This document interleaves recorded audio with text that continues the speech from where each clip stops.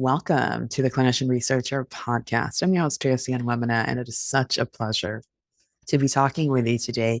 Thank you for listening.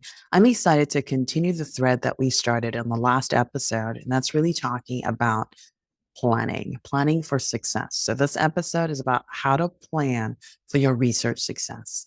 And I want to tell you that your work matters. The research you do is amazing, it is life transforming. And I want as many people as possible to benefit from it. And part of your success is having a plan and executing on the plan. So last week we talked about tools that you would need for succeeding in spite of a broken mentoring system. And today I'm going to talk about planning, which is one of your tools. Planning is so important. I'm doing a whole episode on it. So I can talk to you about planning for research success. Okay. Planning. So I didn't, it's interesting. When I started as an undergraduate, I mapped out my next 4 years because I was in a small liberal arts college, and there were some courses that were not offered every year. And some of those courses were going to be prerequisites for graduation, or maybe even prerequisites for the next course. And so I would look and say, this course is offered every other year, and I need this course so I can take this course. Therefore, I'm going to make sure I take this course by this time. And I mapped out my entire undergraduate career. Actually, sometimes I can't believe I did that, but it was very helpful because every year I would just pick up the plan and some things would change a little bit. But for the most part, the plan stayed in place. And so planning is so helpful. So it's interesting when I got to my faculty career, how much I didn't plan. And I think one of the challenges with planning is that what am I planning for? I have a clinic this week and next week, and then the week after that. And okay, so I could do some planning around my clinic, maybe spend time, prepping notes and, closing charts to make sure that I'm not behind for my next clinic. I could plan the clinic, but what about my research? I didn't have a plan for my research. And somebody, and in particular, it was the National Center for Faculty Development and Diversity, and the founder is Carrie Ann Rockamore. She was the one who taught me how to plan. Okay, she taught me how to plan. And actually, since then, I've had many people help me in my planning. So at the end of this, I want to say the foundation is really Carrie Ann Rockamore and how she shared with me how to plan. And a lot of other people have contributed along the way.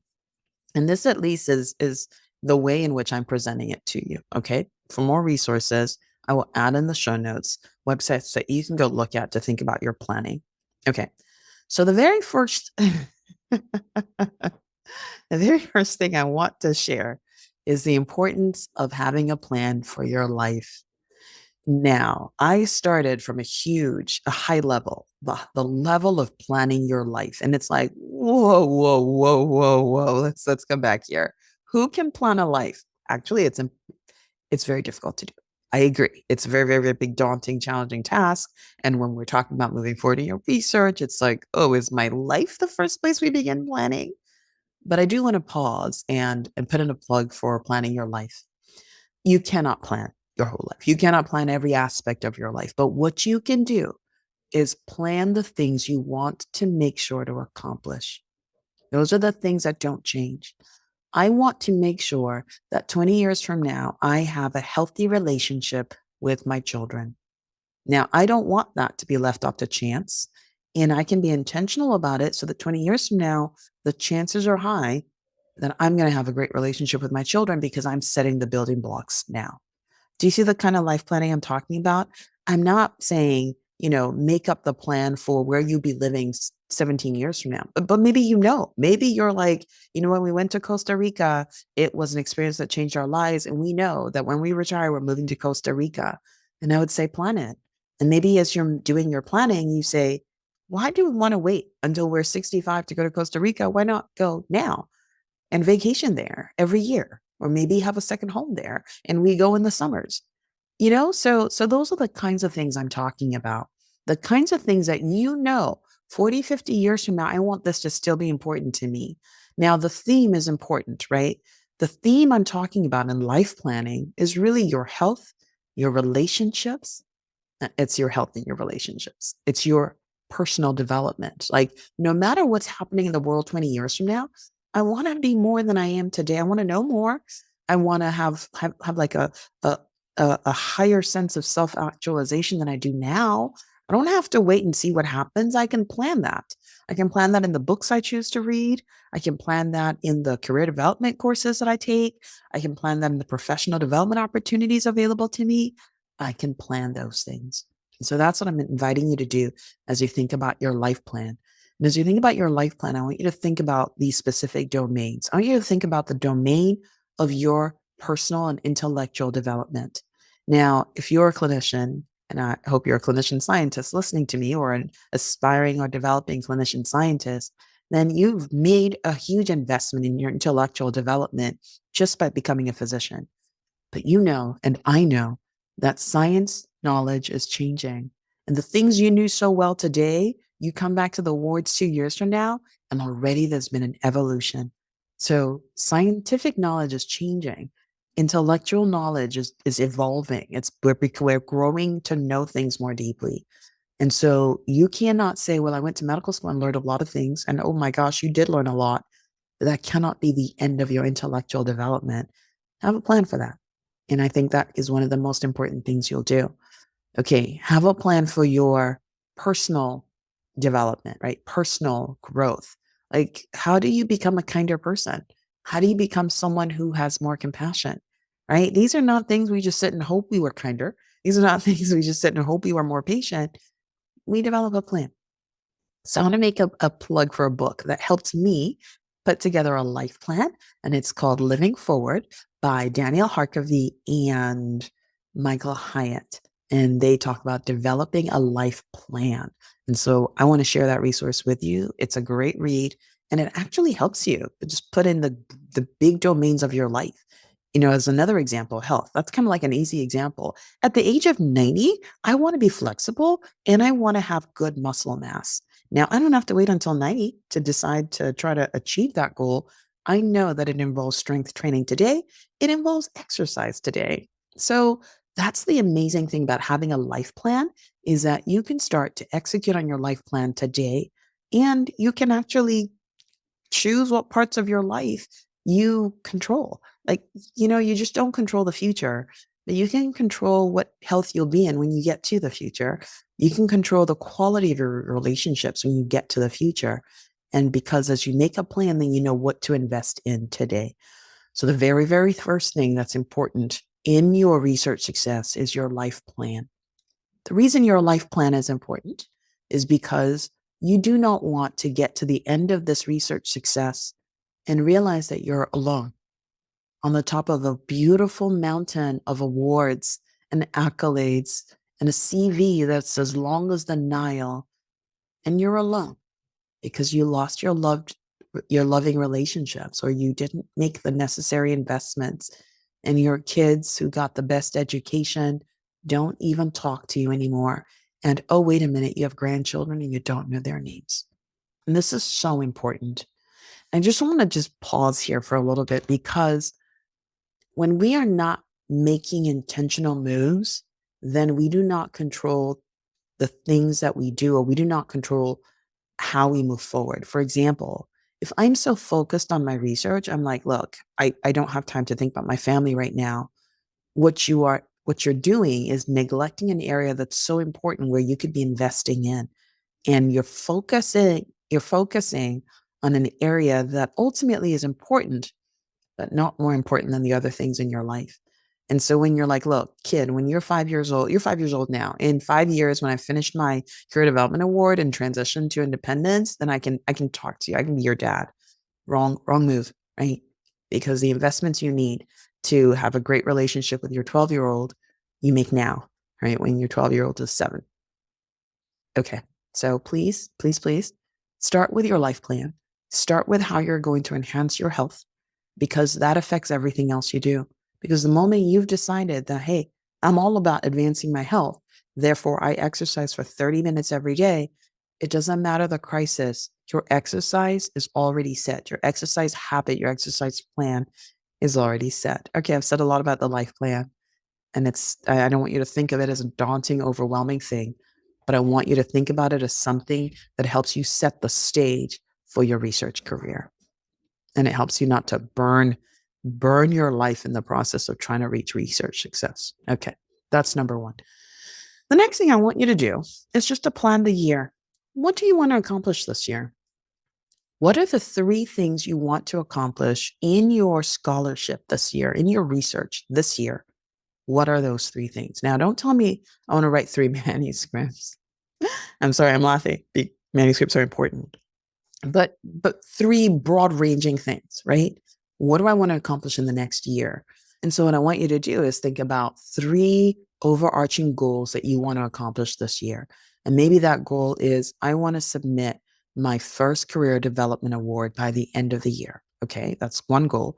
Maybe your second goal is I want to have published this original research that we started doing last year on X topic. You want to have published it, right? That's the goal. You don't control the publication, but you do control the submission. Okay.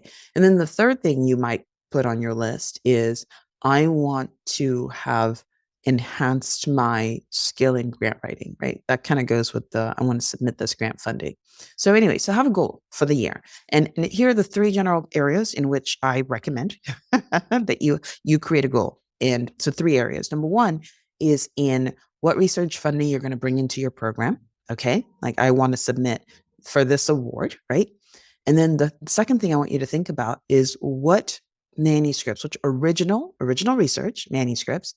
You can write a lot of case reports. You can write a lot of other, reviews and everything. But I'm asking you to focus just on original research manuscripts because part of that is building your platform of the scholarly knowledge that you're creating, right? So, what original research manuscripts would you want to accomplish? Would you want to publish this year? And then the third thing is what talks do you want to give? And I'm going to have a podcast episode in the future about how to become known for what you do. Okay. All right. So I'm going to do that. And in fact, actually, I'm going to preview a speaker who's coming on who is going to share with us about how to increase visibility for your research program. Okay. I'm getting off that public service announcement. That's in the process of happening. Okay, so I talked about three goals, right? One goal is a grant writing goal, or it's a proposal development submission goal. The second is an original manuscript goal. So please, not just one manuscript, but at least one. And then the third is a communication goal, like where do I want to be a speaker this year? Like in what areas do I want to communicate my research? Like what are the platforms in which my research is going to be heard about? Okay. So three things. Okay. Now you have a goal for the year. Now, three things. It could be more, but usually just keep it short. And they're big overarching goals. There are going to be many steps to get there. And now you're going to say, well, in the next 3 months, which of these three things do I want to accomplish? Okay, great. In the next 3 months, you know what? This data has been collected. It's been sitting there, and I have not yet turned it into a research manuscript. In the next 3 months, I want to submit this manuscript because I'm going to write this grant later in the year.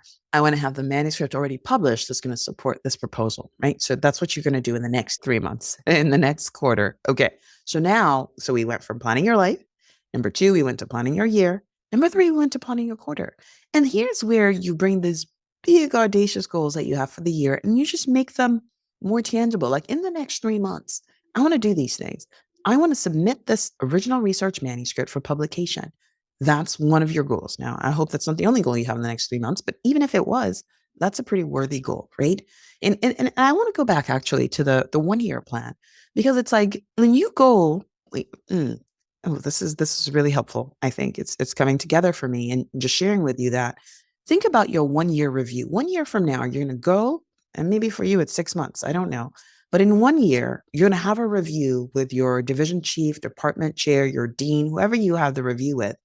What do you want to say you've done in the year? That's a starting point for your year, right? And there's some very specific things that your chief is going to ask you about. How many manuscripts did you publish? What grants did you submit? Those kinds of things. So in thinking about the plan for the year, what I want you to do is write yourself a mock annual review with your division chief or your department chair. Now it's not real yet. Write out the list of all the things that you want to say to your department chair, I've accomplished at the end of this year. That's how you make your 1-year goal. Like I want to say I've submitted 3 manuscripts for publication, or I've published 3 manuscripts, original research. Or I want to say I've submitted 5 manuscripts for publication, a mix of original research and other things. I want to say I've given talks at 5 institutions. Okay. Do you see what I'm saying? So if you are not like you have no idea what your 1 year plan should be, think about your annual review. What are the things that are expected of you? Make that your plan. Say, okay, 5 manuscripts it is. This is what I'm going to accomplish. Give 3 talks across different institutions. This is what I'm going to accomplish. Submit 3 research grants. This is what I'm going to accomplish. Okay. Okay. So you know your 1 year plan. Now we break it down. What are you going to accomplish out of that 1 year plan? You already have that 1 year plan. So you take that 1 year plan and you say, which of these goals am I going to do in the next 3 months? Now, sometimes people will tell you to make these goals realistic. I'm kind of, I take the other track. I say they don't have to be realistic because sometimes the whole mental energy of trying to say, are these realistic? Are these not? Just takes up a lot of time. You want them to be goals you actually can accomplish. But you know what? You don't have to make them goals that you definitely accomplish because you have a whole year. You have a long runway. And so if you say, okay, I look at this list of 12 things that I want to accomplish by the end of the year, and I want to try to do 5 in the first 3 months, 5 is a lot.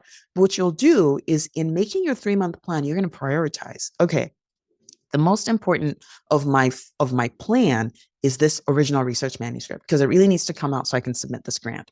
That's going to be priority number 1. And then priority number 5 will be that nice case report that case you saw in the patient in the on the wards last week that you're like, okay, I want this to be one of my publications by the end of the year. And okay, you want to be able to do it and you want to accomplish it in the next 3 months, but it's going to be number 5 because in the grand scheme of things, the original research manuscript matters more. And if you get to this case report before, as number 5 thing of this quarter, that's great.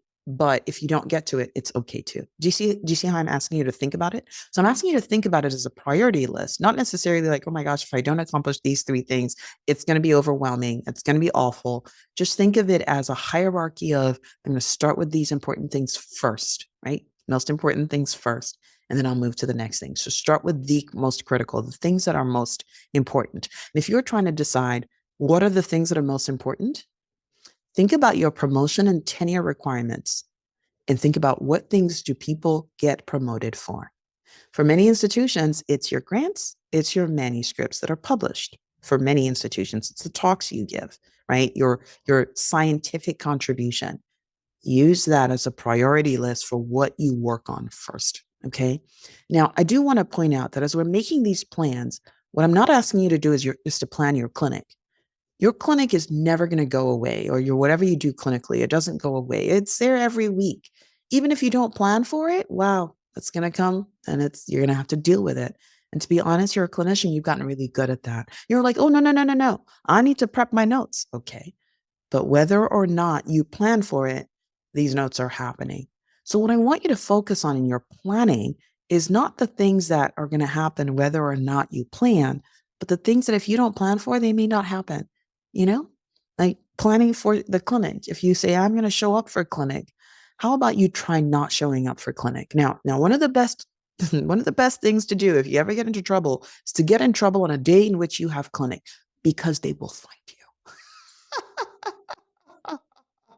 All of a sudden, your chief will say, can we send the police out to her house for a wellness check? Because clinic started at 8 and she has not shown up and it's 12:30, right? Did you see what I'm saying? Your clinical things have accountability. Even if you don't plan for them, they're going to happen anyway, or someone's coming after you. Your research, your professional development, nobody's asking you. A year from now, they'll be like, oh, how come you haven't published any papers? That's a year later, right? Try missing one clinic and figuring out when you're going to hear about it. But do you see what I'm saying? I'm saying the things we're planning are the things for which otherwise we would not have accountability for. We're creating the system that helps us give ourselves accountability. Okay, so I've come into the 3 month planning. You're looking at your 1 year. You're looking at the three most important things you want to accomplish in this quarter, and that's what you're planning. Okay, now let's take one item. In the next 3 months, I want to submit this original research manuscript. Now, remember your goal at the end of 12 months is to publish this research manuscript, but you do not control the publication. What you control is your submission. And I'm going to talk next week about the things you control and the things you do not control. You do not control the outcome of publication, but you're going to increase the chances of the outcome by doing the work you do control, submitting, right? You control your submission, and that's what you're going to work on. Okay, so your goal at the end of these 3 months is not to publish the article, that's beyond your control. Your goal is to submit it. And now, what does it take to submit this original research article? Glad you should ask, because I actually kind of have to write the article. Great. Let's put it on there. When are you going to write this article? When are you going to write the article, right? I mean, okay, you're going to want to think about that. But right now, in the 3-month planning, we're just saying, okay, what needs to happen for this article to be submitted by the end of these 3 months? Okay, you got to write it. So write that down. Well, I can't just write it yet. I actually need to do the data analysis. Oh, okay. Well, put that on your list. Well, I can't just do the data analysis. I actually need to meet with a statistician who's going to do the data analysis. Okay, put that on the list. Meet with a statistician. Well, the thing about meeting with a statistician is that first of all, need to clarify that the data collection had what the parameters of the data collection were, or maybe it's a data set. You haven't even acquired the data set. I mean, the data is there, but you haven't acquired the data set. Okay, well, put that on the list, right? But you have a list of things that need to be done so that you can submit at the end of this 3-month period. You put that all on your list for your your plan for the next 3 months. And so when you look at each category, the category of submit original research manuscript for publication now has acquire data set up meeting with statistician, meet with statistician to review data, complete the data analysis, write the first draft of the manuscript, circulate to co-authors, and revise, and then submit. Do you see? There are all these steps to get you to that one beautiful goal of submitting your research article for publication. So your goals have babies. You're going to create the hierarchy of the ladder of those goals. This is the first step, and then this is the next step, and then this is the next step. So now you have your 3-month goals. Okay. Now we're going to go on to planning your week. Okay, planning your week. We have a beautiful list of our 3-month goals and the babies of each 3-month goal. We know the steps that need to be taken to accomplish these 3-month goals. Now I'm going into next week. Today is my data plan. Okay, let's look ahead to the week. What do I need to do this week that supports my 3-month goal? Now, remember, one of the things I wrote down on my list for this original research manuscript is acquire the data set. Okay, this week, I'm going to send the email to my mentor to ask for the transfer of files from their computer to my secure server. Okay, very good. You're going to ask for the transfer. But wow, it turns out that you actually need to complete a DUA, a data use agreement, to be able to request that these files be transferred to you. So what you're going to put on your list for this week is I'm going to write the proposal or write out the DUA or complete the DUA form, right? That's on your list for the week. Now, remember, I'm just using the example of submit the original research manuscript. You're going to have a couple of goals for this particular quarter, and you're going to put them down. You're going to put them down. And so you're going to make up a list for your week. Now, here's the thing. Remember, we said that this plan does not involve the things for which you already have accountability. Yes. When you go to make your weekly plan, this is where you, first of all, the first thing you do is plan the things that are on your list, right? From your 3-month goal, which you got from your 1-year goals. You're going to write those down. You're going to embed them into your week. When is this going to happen? I'm going to do this thing on Monday morning, or maybe you have Monday morning clinic and you're like, okay, on Tuesday morning, I'm going to do this because my best writing time is on Tuesday morning. Let's do Tuesday morning. I'm going to write this. It's probably going to be the outline of this request on Tuesday. And then on Wednesday, I'm going to finalize it. And on Thursday, I'm going to send the email to my research mentor so that they can review it and then submit, right? So you have a plan and you've put it out throughout the week. And what's nice is to actually spread it throughout the week. So you're not trying to do it all in your 8 hours on Monday, because most of us don't have 8 hours of just uninterrupted time. You know that from 8 a.m. to noon on your schedule, nobody interrupts you because you put a block on your schedule, right? Nobody interrupts you because you actually put the block on your schedule. You close the door, you're out of the way, and you're like, okay, in this 4-hour block, this is what I'm going to do. Most of us don't have the 4-hour block. Maybe we have an hour block. In this hour block, I'm going to write for 30 minutes, right? And so your weekly plan, first of all, should be populated with the things that move you forward based on your 3-month plan and based on your 1-year plan. And the 1-year plan being the things on your review list that your division chief wants to hear about or your chair wants to hear about. Okay. Then the next thing you put on your weekly plan, though, is all the other stuff that's on the schedule. I have clinic on Monday morning. Okay, I'm putting it on my weekly plan. So I know the first patient, first patient's coming at 8:30. I want to arrive by 8 a.m. That's on the plan. My daughter has soccer on Tuesday at 6 p.m. You put that on your weekly planning meeting. And by the end of your weekly planning meeting, you have your entire plan for the week, right? Your entire plan for the week. And you know what meetings you're supposed to be on. You can reconcile them to your home calendar. I have 3 calendars. I have the home calendar, I have the work calendar, and I have the, you know, the podcasting calendar, right? The people who, when, the either preparing the podcast or interviewing for the podcast. So there are different calendars that you might have to reconcile to say, okay, I need to make sure that I'm here for this meeting and then available to do this meeting. So reconcile your calendar and make sure that at the end of your weekly planning meeting, you know exactly what you're going to do with your research and writing, and you know all the places you need to be, what meetings you need to be to attend. Now, I've talked a little bit about the weekly planning meeting. It's one of the episodes from season 1. You can go look for it. If you search our website, clinicianresearcherpodcast.com, you search weekly, it'll be one of the podcast episodes that comes on. So definitely listen to that episode about how to do the weekly planning meeting. But that's what you do. So we've talked about a couple of things. Number 1, we talked about planning your life. An important thing. Number 2, we've talked about planning your year based on the review that you are going to do and sit down and do with your division chief. Number 3, we've talked about planning your quarter based on the things that are on your 1-year plan. Number 4, we have talked about planning your week. Okay. And then the last thing is planning your day. So you now have the plan for your week. And on your week, you said Monday morning, I'm going to do my clinic. And then at the end of the day on Monday, I'm going to wrap up my clinic, finish all the calls and be done. Right. So Monday morning, you wake up, you look at your list, you say, all I have to focus on today is clinics, notes, patient callbacks. And that's what you do. Then at the end of the day, Monday, you look at your plan for the next day and you say, well, Tuesday morning, I plan to do the DUA, but it turns out that my clinical research coordinator can help me write this piece of it. So now I'm going to adjust my schedule tomorrow so I can focus on actually drafting the final piece of it. I'm making this up as I go along. What I'm saying is that your daily plan is for a daily review, but you're not making a daily plan every day. You're just tweaking and adjusting to the weekly plan you've already made. So we talked about planning your life, planning your year, planning your planning your quarter, planning your week, and planning your day.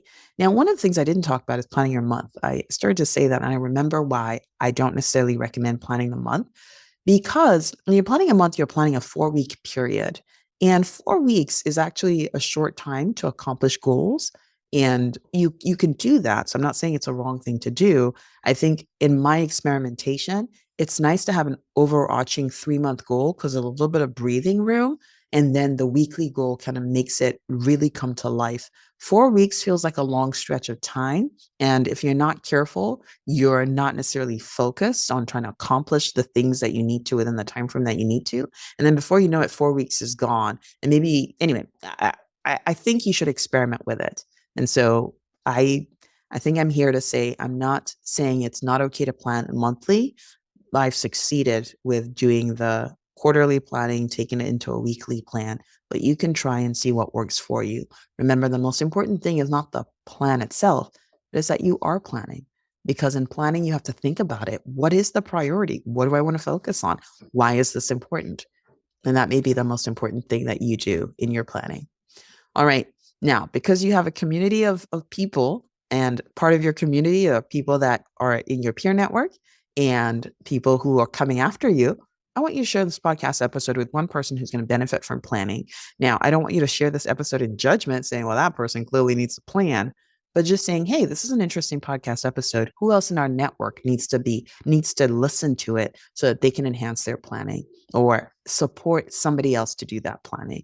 All right. I'm so excited to have been able to talk to you today. And I look forward to talking with you again on the next episode of the Clinician Researcher Podcast. Take care.